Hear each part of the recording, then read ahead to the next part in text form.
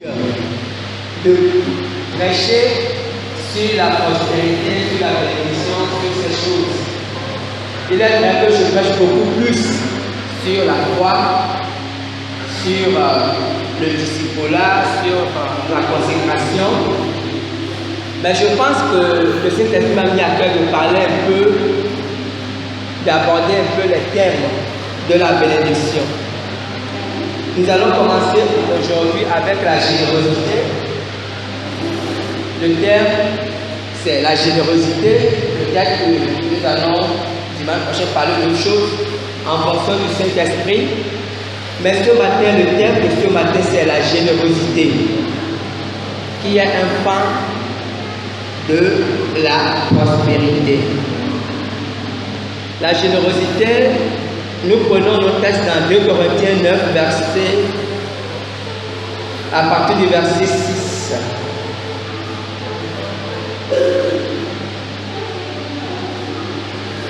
Prenons 2 Corinthiens 9, nous prenons plutôt à partir du premier verset. Nous allons nous arrêter vers le verset 8, 2 Corinthiens 9. Le premier verset. Il est superflu que je vous écrive touchant l'assistance destinée aux saints. Je connais en effet votre bonne volonté, dont je me glorifie pour vous auprès des Macédoniens, en déclarant que l'Achaïe est prête depuis l'année dernière, et ce zèle de votre part a stimulé le plus grand nombre. J'envoie les frères afin que l'éloge que nous avons fait de vous ne soit pas réduit à néant sur ce point-là, et que vous soyez prêts comme je l'ai dit. Je ne voudrais pas, si les Macédoniens m'accompagnent et ne vous trouvent pas prêts, que ce...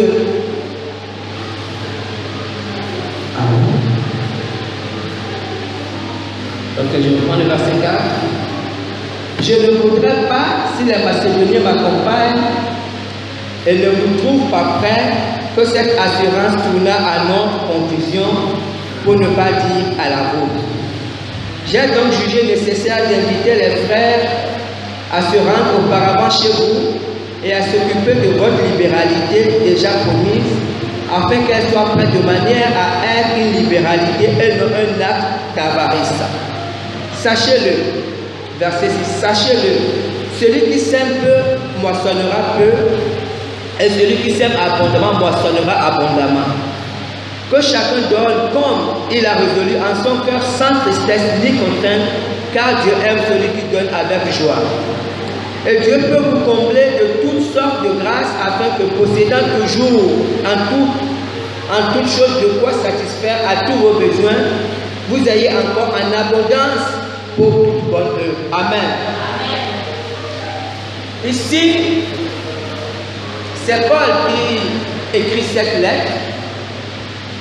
En fait, à une certaine période, on va le revoir un peu plus bas, l'église de Jérusalem avait été en difficulté. Et comme l'église de Jérusalem était en difficulté, Paul a enjoint les autres églises, l'église des païens, de faire une collecte pour aider l'église de Jérusalem. Et ici, ce que Paul fait, en fait, il avertit déjà les frères que bientôt nous passerons récupérer ce que vous avez préparé. Il les avertit afin qu'ils puissent être prêts. Et comme il le dit, afin qu'ils ne soient pas confus. Amen. Dans le dictionnaire, quand on regarde le dictionnaire définit la générosité comme qualité de quelqu'un, de son action qui se montre bienveillant, clément, indulgent, magnanime et grandeur d'âme. En fait, la générosité, comme je dis selon le dictionnaire, quelquefois c'est la bienveillance, c'est une manière de se soucier d'autrui ou d'aider quelqu'un. Ce n'est pas seulement une affaire d'argent en fait. Ça dépasse ça. Quelquefois, c'est seulement la bienveillance. Tu vois quelqu'un dans la rue, quelqu'un est fatigué, tu l'aides. C'est toujours la générosité. C'est être bienveillant envers quelqu'un. Et Quand on voit dans le monde d'aujourd'hui, en réalité, depuis quelques années, je peux dire que la générosité est à la mode. Parce qu'il y a plusieurs associations de par le monde qui aident, qui assistent, qui font de bonnes choses. On en voit ici au Gabon plusieurs associations qui aident les orphelins, les deux. Il y en a en France, il y en a aux États-Unis, il y en a dans tous les pays. Il y a beaucoup plus d'associations de nos jours, des gens qui se mettent ensemble, des gens qui font des collectes pour aider. C'est une très bonne chose. Vous savez, c'est une très bonne chose parce que, en fait, même si les gens ne sont pas chrétiens, même si les gens ne connaissent pas Dieu, il y a des lois dans la nature. Il y a des lois très importantes dans la nature. La loi que tout le monde connaît facilement, je dis souvent, c'est la loi de la pesanteur.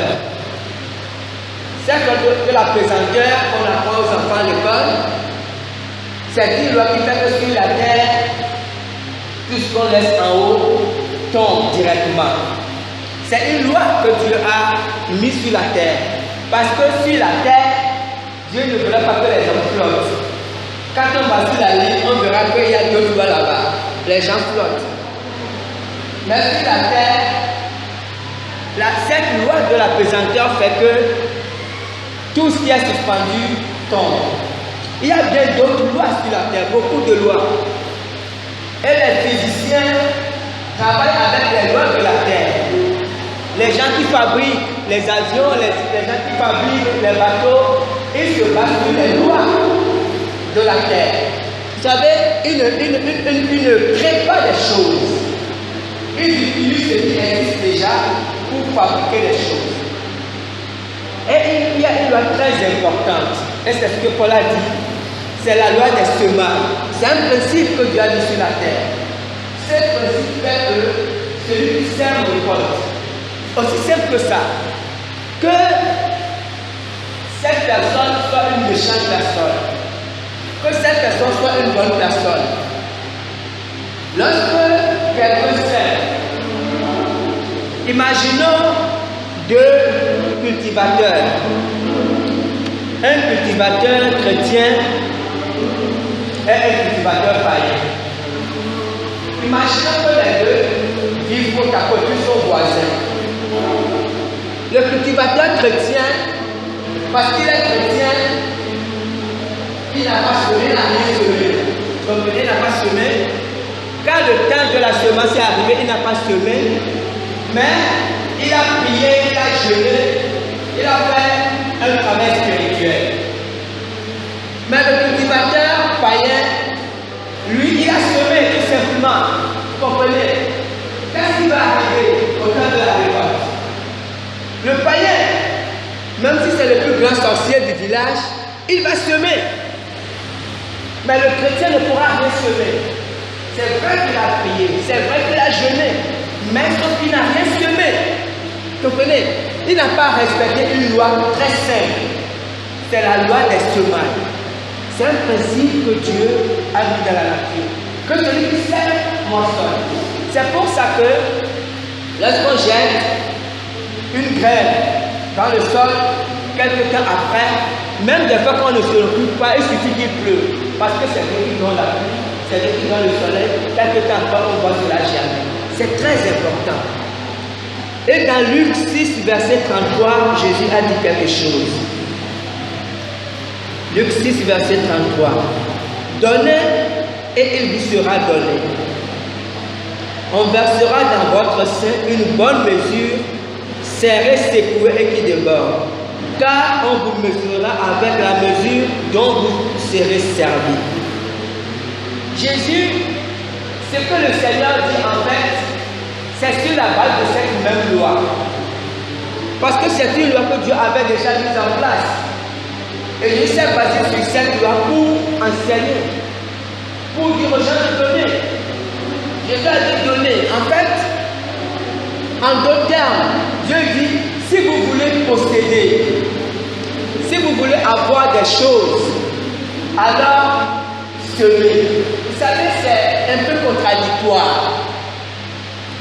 C'est un peu contradictoire parce que imaginez quelqu'un qui a, on va dire, 10 000. Ce qui est sûr pour cette personne, la personne est sûre que dans ces 10 000, si elle dépense 500 ou 1000 francs, il va lui rester 9 000. Et la personne sait que si les 9, dans les 9 000 qui lui restent, si elle donne 1000 francs à quelqu'un, il va lui rester 8 000. Vous comprenez? C'est que nous, dans notre mentalité, en réalité, ou dans nos calculs, nous savons qu'au fur et à mesure que nous donnons, notre argent diminue. Ça, c'est clair. Vous comprenez? C'est pour ça que nous allons en faire beaucoup d'économies. Mais vous savez qu'en réalité, dans la comptabilité de Dieu, ce n'est pas exactement la même chose. Vous comprenez? Et c'est là où beaucoup se trompent. Même lorsqu'on devient chrétien des fois, on a cette mentalité, en fait c'est une mentalité de pauvreté. Vous savez, en réalité, lorsqu'on voit les chrétiens de manière générale, beaucoup de chrétiens pensent que leur richesse ou leur prospérité provient ou va provenir forcément de leur travail. Il est très important de travailler. La Bible dit d'ailleurs que celui qui ne travaille pas ne mange pas non plus. C'est une loi de Dieu. Dieu veut qu'on travaille. Mais en même temps, en réalité, la bénédiction de Dieu ne provient pas forcément du travail. Vous comprenez? Parce qu'il y a des gens, des fois, qui sont limités. Ce qui fait que Dieu ne va les bénir au-delà de leur travail. Dieu peut ouvrir des portes insoupçonnées. Ce qu'en tant que chrétien, nous devons comprendre une chose. La Bible dit que Jésus s'est appauvri afin que nous devenions riches. Il faut comprendre. Il s'est fait pauvre pour qu'on devienne riche. Mais lorsqu'on parle de richesse, ne voyons pas tout de suite seulement l'argent. Ce n'est pas d'abord l'argent. La richesse, ce n'est pas parce que non. L'argent fait partie de la richesse. Mais la richesse, c'est d'abord une mentalité. C'est ça, c'est d'abord une manière de voir les choses. La mentalité de pauvreté fait que souvent, nous vivons en faisant des calculs sur les petites choses. Nous devons laisser Dieu agir dans notre vie.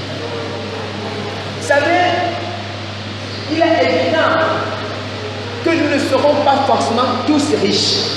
Pourquoi? Parce que chacun a un appel.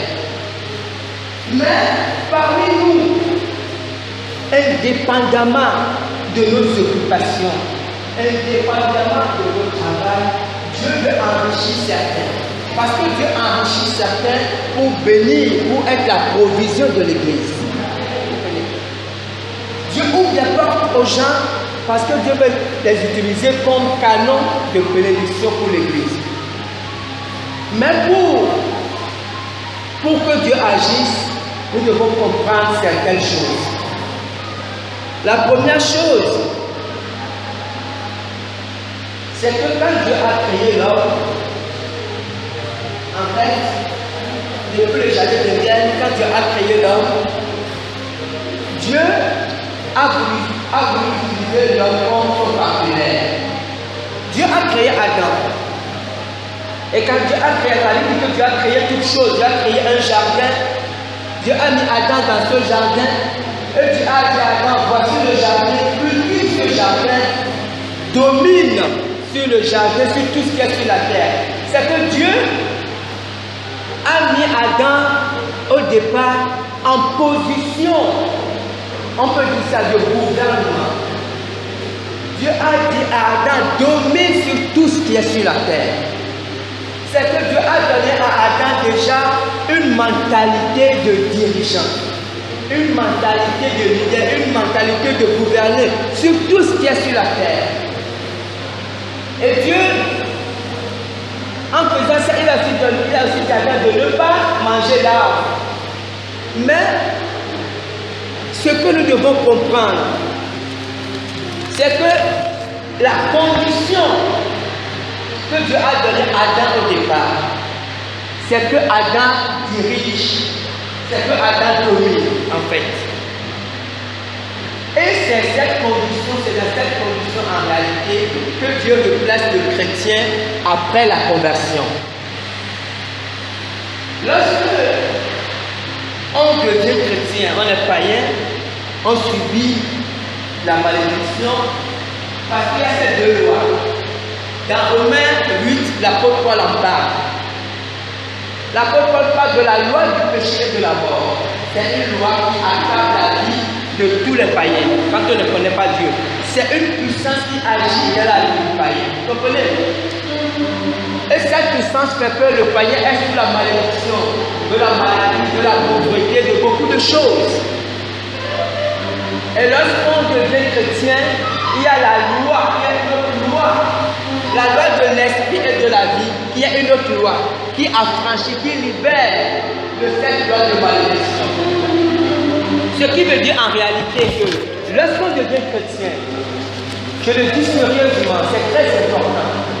Lorsqu'on devient chrétien, quelle que soit la famille duquel on sort, quel que soit le milieu duquel on sort, lorsqu'on devient chrétien, on est automatiquement en position de régner. On doit comprendre ça, ça ne dépend pas de notre travail. Ça ne dépend pas de nos parents. Même quand on n'a pas de diplôme. On doit comprendre ça. Ça dit qu'en fait, quand on devient chrétien, c'est pour ça qu'on dit que c'est un nouveau départ. On repart à zéro. Mais on repart à zéro en comptant sur Dieu. Il faut qu'on comprenne ça. On repart à zéro. On compare tout ce qu'on a fait par le passé, les erreurs, même si on a abandonné l'école, tout ça, ça n'a aucune espèce d'importance. Lorsqu'on devient chrétien, c'est un nouveau départ. Mais ce nouveau départ qu'on veut avoir, en réalité, c'est une alliance. Parce que lorsqu'on devient chrétien, en fait, on rentre dans une alliance avec Dieu. C'est une alliance qu'on fait avec Dieu. Et dans cette alliance qu'on a avec Dieu, Dieu a des projets pour nous. Dieu dit voici, j'ai pour vous des projets de paix et de bonheur. Dieu dit voici les projets que j'ai pour toi. Dans Deutéronome 28, Dieu a dit autre chose. Je te bénirai. Je bénirai le fruit de tes mains. Je bénirai le fruit de tes entrailles. Je bénirai tout ce qui t'appartient. En fait, on rentre dans une saison de bénédiction. On doit le comprendre, vous comprenez? Mais à partir de ce moment, ce n'est plus en réalité ce qu'on a qui est important, mais c'est qui on est. On devient qui? On devient une autre personne.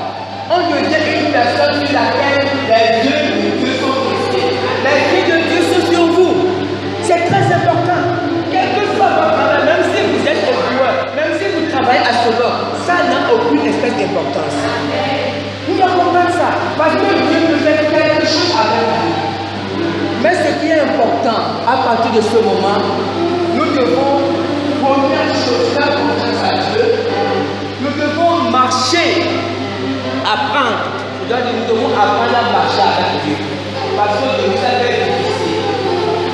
Nous devons apprendre à marcher avec Dieu. Parce que lorsqu'on apprend à marcher avec Dieu, on entend la voix de Dieu et on sait que Dieu nous conduit. Parce que lorsque Dieu nous conduit, en fait, Dieu va nous dire des choses. Ou Dieu peut nous donner des idées. Vous savez, lorsqu'on voit la plupart des hommes les plus riches du monde, ce sont des hommes qui ont eu des idées. Je prends deux exemples. Il y a un Américain qu'on appelle Bill Gates. C'est le patron de Microsoft, bleu. Cet homme, il était jeune.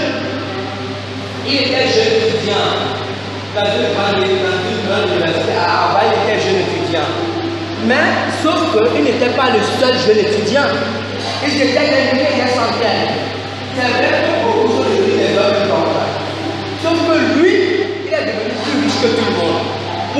qu'il avait une idée que les autres n'ont pas eu. Ce n'est pas que les autres n'ont pas fait ce qu'ils faisaient. Donc ils étaient tous à l'école. Tous autant qu'ils étaient. Ils étaient capables de faire la même chose. Parce qu'ils avaient la même formation. C'est comme si on prend 50 maçons.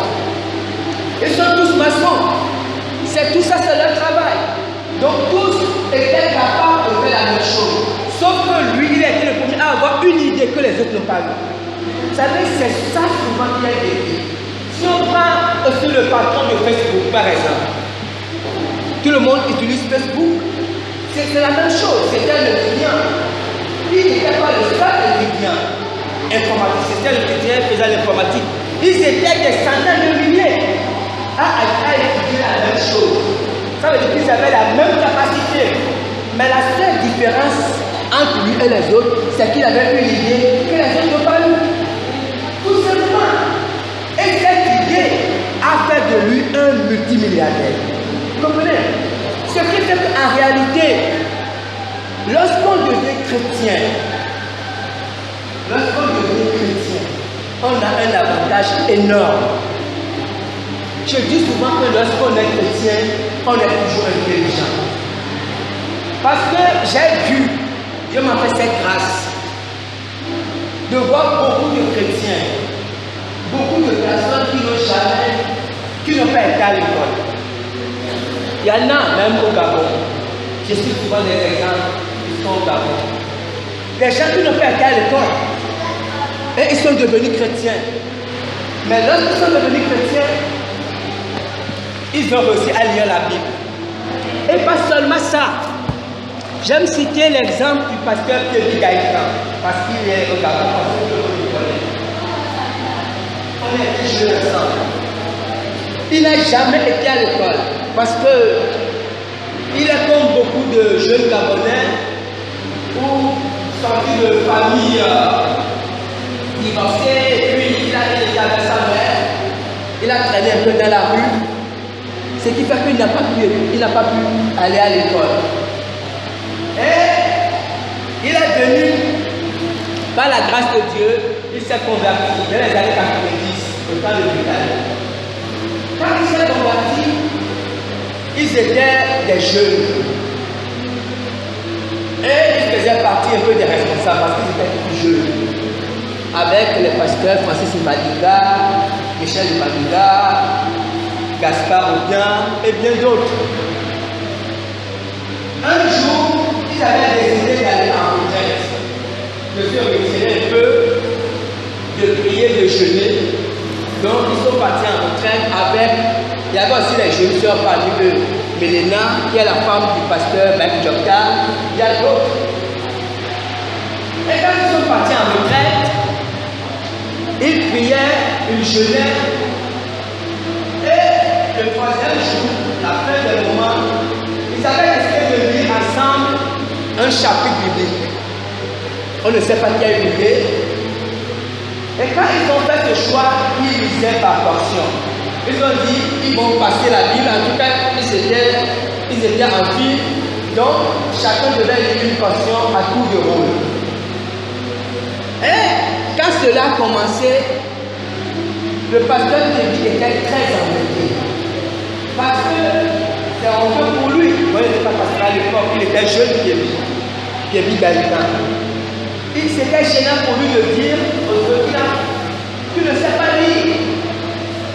Donc, ça passait au fur et à mesure. Et bientôt, c'était son tour. Il était à côté du pasteur Gaspard Audien, que les gens connaissent. Et il a soufflé au pasteur Gaspard, il a dit, quand ça sera mon tour, tu vas lire à ma place.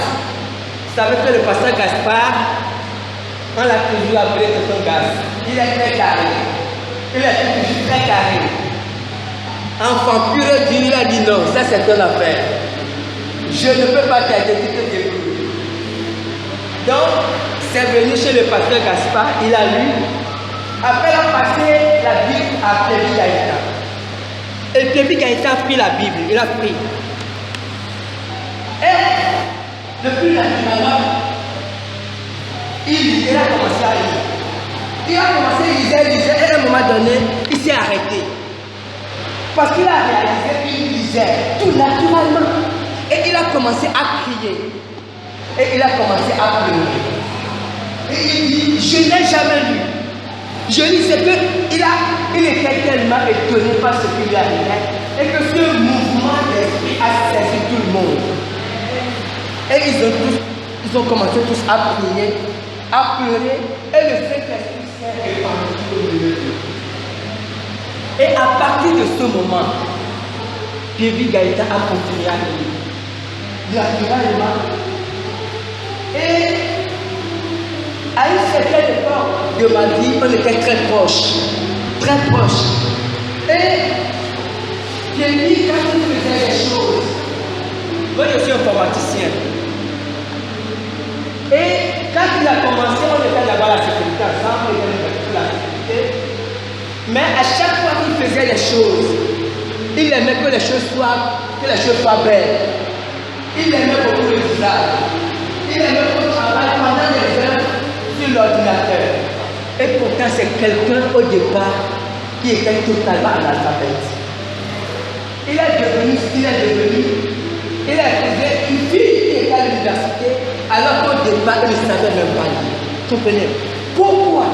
Parce que lorsqu'il a accepté Jésus, lorsqu'il a donné sa vie à Jésus, il n'a pas regardé qui il était. Il n'a pas regardé à sa capacité. Il n'a pas regardé à sa famille. Il n'a pas regardé au fait qu'il ne sait pas lire. Il a confié sa vie à Jésus. Et il a laissé Jésus transformer sa vie. C'est ça. Et aujourd'hui, il fait partie des hommes, des pasteurs les plus respectés de la ville. Parce qu'il a donné sa vie à Jésus. Vous savez, lorsque on donne sa vie à Jésus, lorsqu'on devient chrétien, lorsqu'on le dit de tout notre cœur, honnêtement, et c'est ça le problème de beaucoup parmi nous. Quand on vient à Dieu,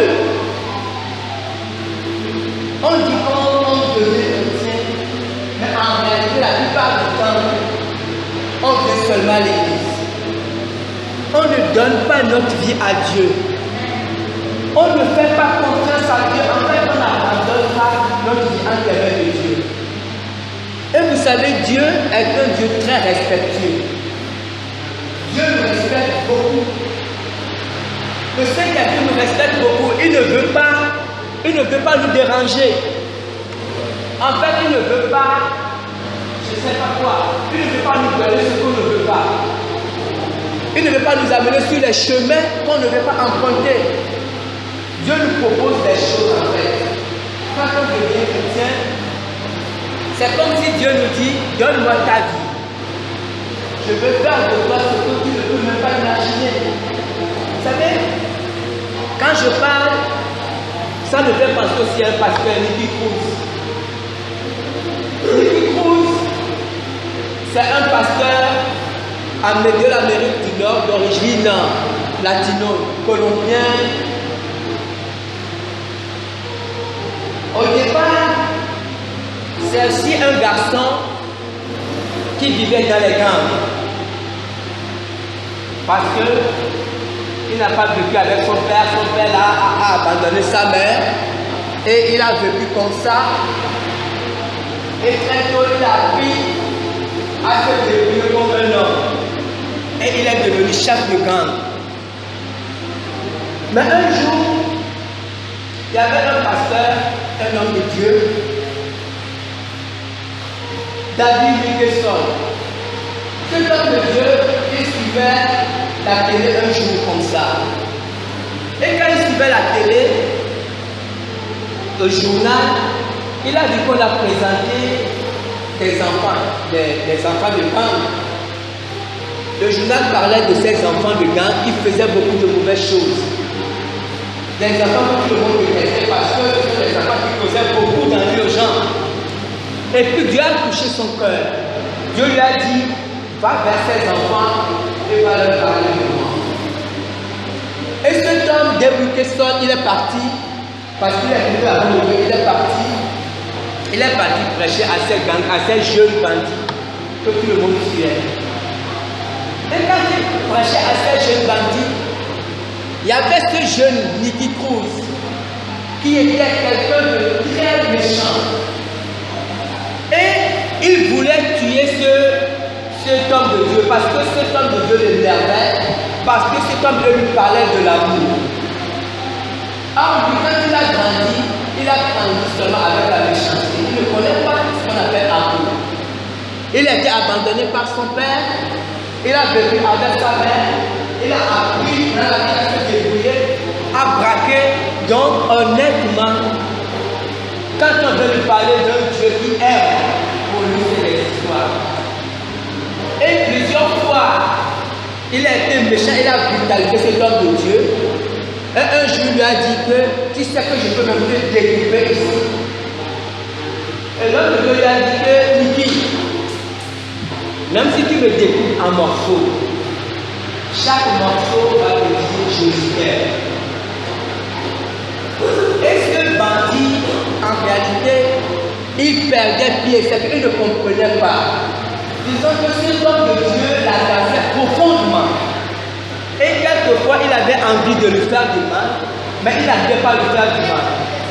Un jour, cet homme de Dieu avait organisé une croisade d'évangélisation. Et quand il a organisé la croisade, il a dit aux gangs là que bon, on va faire la croisade, mais c'est vous qui allez faire la... Comment on dit ça? Voilà. C'est vous qui allez faire la collecte. Donc les bandits étaient contents, ils disaient, oh, mais c'est très intéressant. Nous allons faire la collecte. Donc, ils étaient venus nombreux, ils étaient contents. Et il y avait la collecte, il y avait plein de monde. Et certaines personnes disaient à l'homme de Dieu que tu es si, il a dit non, laissez. Donnez-leur les sacs. Et on a donné les sacs aux bandits. Ils ont fait la croisade. Tout s'est bien passé. Et au moment de la collecte, on a appelé les bandits, on leur a donné les sacs pour faire la collecte. Et ils ont fait la collecte. Mais ce qu'ils ne comprenaient pas, ils ont terminé, ils avaient fait leur programme. Ils savaient qu'ils faisaient la collecte, ils partaient avec l'argent. Ils ont fait la collecte, mais ils n'arrivaient pas à partir avec l'argent. Ils ne comprenaient pas. Ils ont dit, mais ça c'est quelle affaire? Qu'est-ce qui nous arrive? Et ils sont venus déposer quand même l'argent, remettre l'argent à l'homme de Dieu. Et cet homme de Dieu avait compris quelque chose. Il avait compris que Dieu a commencé à toucher les cœurs chrétiens. Et à partir de ce moment, ce bandit, cet homme, cet enfant, Nicky Cruz, qui était quelqu'un de redoutable, il était connu comme un bandit qui ne faisait pas de cadeaux. Il est devenu non seulement chrétien, il a fini sa vie comme pasteur. Il s'est marié, il a eu une très belle famille. Et il était heureux de passer d'église en église pour raconter son histoire. Vous comprenez? Parce que il était bandit, mais lorsqu'il a accepté Jésus, il a donné sa vie à Jésus. Il a reconnu qu'il était plein de défauts. Ce n'était pas le problème. Il savait qu'il ne pouvait rien faire pour lui-même. Il savait qu'il était foutu, que sa vie était foutue. Mais il savait que Jésus pouvait tout faire pour ça. Il savait qu'avec Jésus, il pouvait recommencer à zéro. Et quand il a compris ça, il a donné sa vie à Jésus. Vous savez, quand il était jeune, à 17 ans, peut-être qu'il n'aurait jamais atteint 20 ans. Parce qu'à cette époque, parmi les gangs, effectivement, beaucoup mouraient. Parce que tous les jeunes mettaient leur vie en danger, ils allaient braquer d'autres personnes. Il y avait des guerres entre les gangs rivaux et beaucoup mouraient. Il espérait peut-être pas avoir 20 ans. Même pour lui, c'était chaque jour qui comptait. Mais lorsqu'il a donné sa vie à Jésus, Jésus lui a donné un nouveau départ. Il est devenu une autre personne. Il est devenu un pasteur qui a mené aussi beaucoup d'autres personnes des gangs. Parce qu'il connaît leur vie. Vous savez, en fait, c'est ce que Jésus veut faire dans chaque vie. Souvent, nous ne comprenons pas. Souvent, nous venons à l'église. Et quand nous venons à l'église, quand nous sortons par exemple d'une famille pauvre, nous venons à l'église comme mendiants, avec une mentalité de pauvreté. Nous nous disons que bon, je viens à l'église, comme je suis pauvre, ce n'est pas bien grave, au moins quand je vais mourir, je vais aller au ciel. Mais ça, c'est une mentalité de pauvreté. Quand Dieu nous sauve pour qu'on aille au ciel, mais Dieu nous sauve aussi pour la terre. Dieu peut nous bénir au-delà. Dieu peut ouvrir des portes que nous avons soupçonnées. Je vais finir peut-être par une troisième histoire. Ce n'est pas ce que j'avais prévu, mais je pense que c'est qui m'amène dans d'autres zones. Il y avait aussi un frère burkinabé. Ce frère burkinabé était gardien de nuit. Il était dans l'église du pasteur Mamadou Kalambé. Cet homme, en tout cas, il était gardien. Et il ne se plaignait pas. Il était gardien. Chaque nuit, il allait pour regarder la maison de ses patrons. Et il a fait ça pendant plusieurs années. Un jour, Dieu lui parle. Dieu lui dit, ton travail n'est pas celui de gardien. Tu n'es pas gardien, tu es un homme d'affaires. Il dit, comment ça? Je suis un homme d'affaires. Il n'avait même rien, pas même 100 francs. Dieu lui dit, tu es un homme d'affaires, tu n'es pas gardien. Et quand Dieu lui dit ça, il s'est d'abord rapproché de son pasteur. Il dit, pasteur, voici, j'ai fait un songe, voici ce que quelqu'un est venu me dire.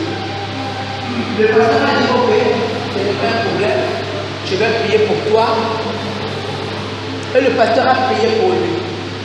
Le pasteur a dit que si tu es sûr que c'est Dieu qui t'a parlé, alors Dieu va continuer à te convaincre. Le pasteur a laissé partir.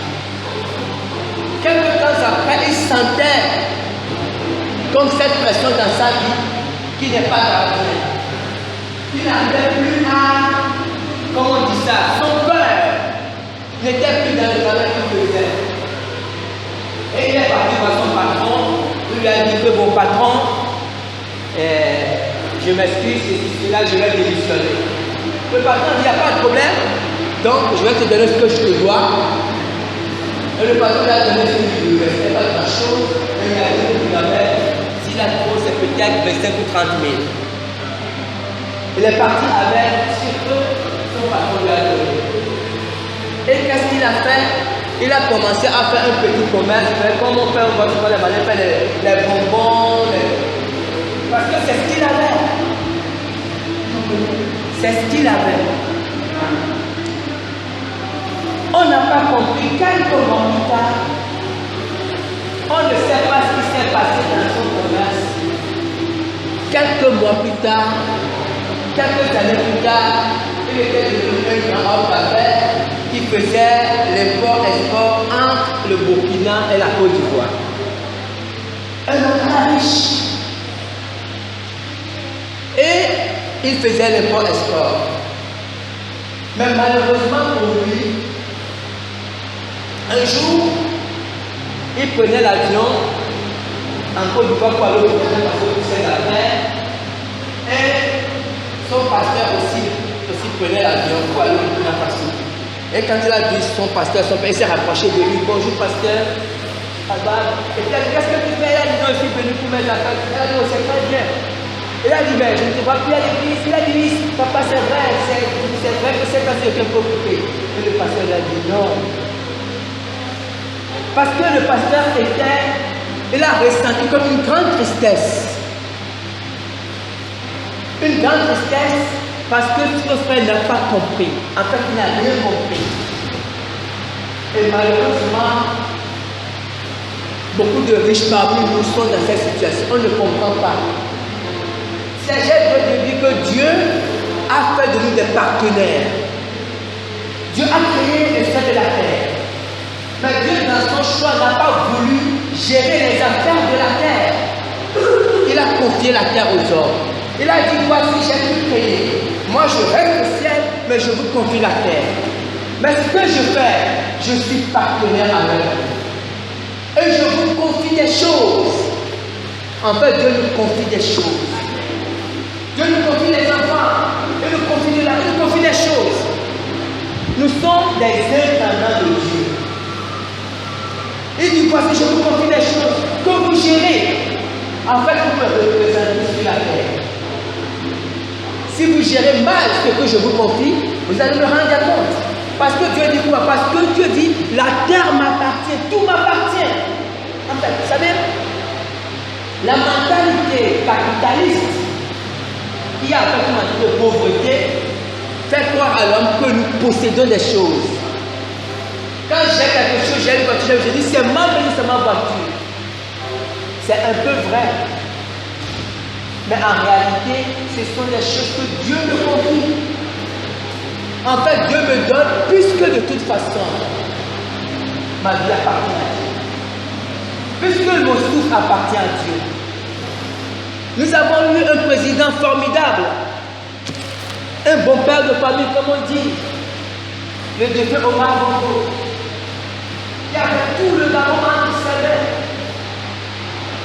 Mais quand l'heure est venue, quand Dieu a réclamé son souffle, qui peut dire non quand Dieu réclame son souffle?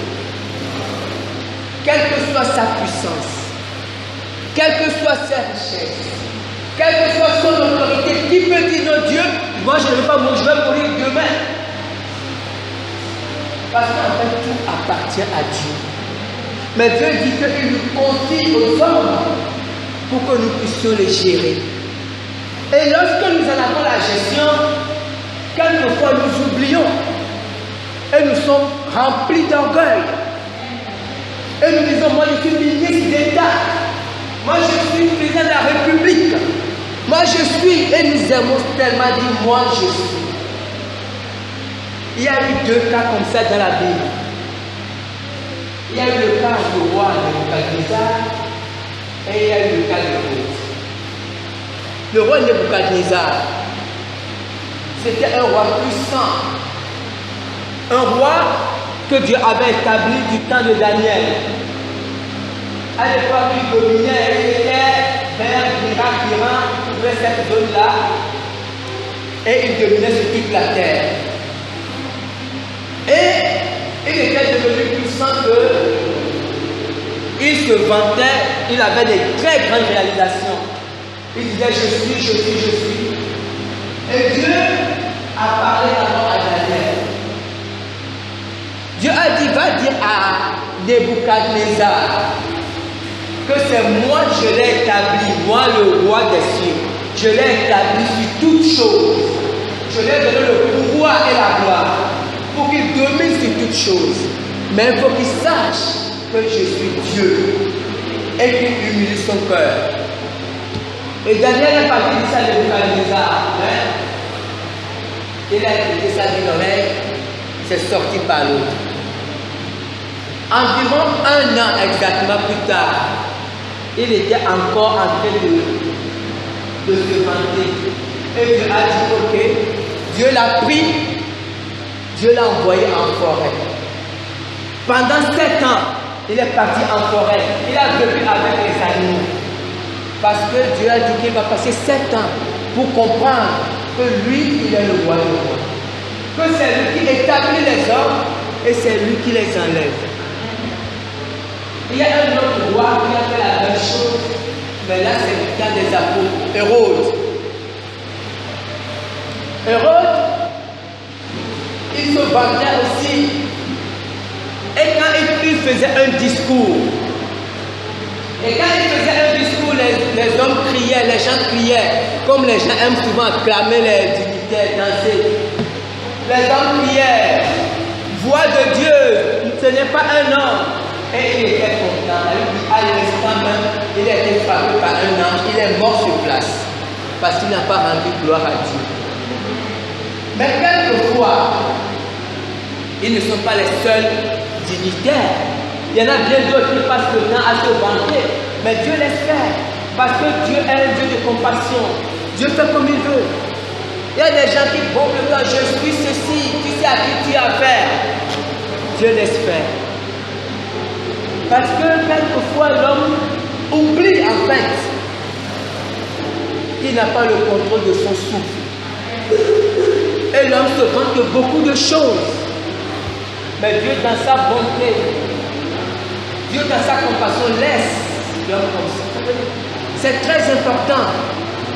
Mais ce que je veux qu'on retienne ce soir et ce matin autant pour moi, si Dieu le permet, on va continuer dimanche prochain.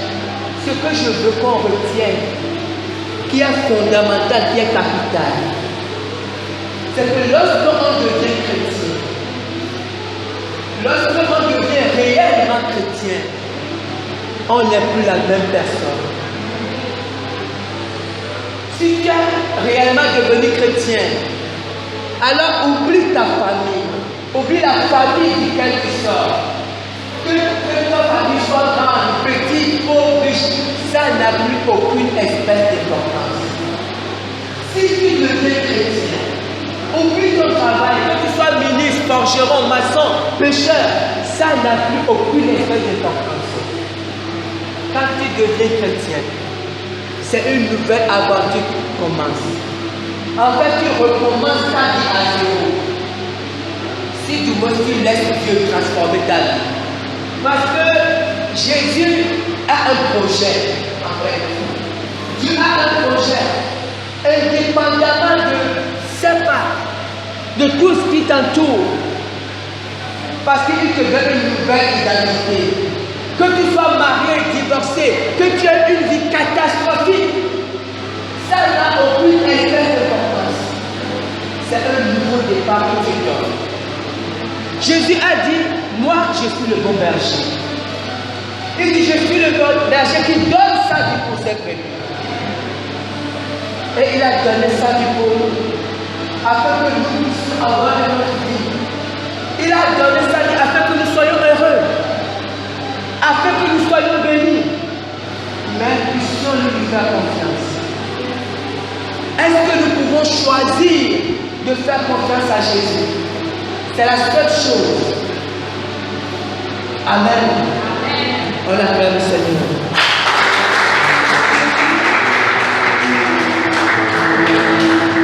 Tu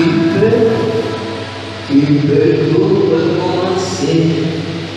Tu peux naître de nouveau. Balayer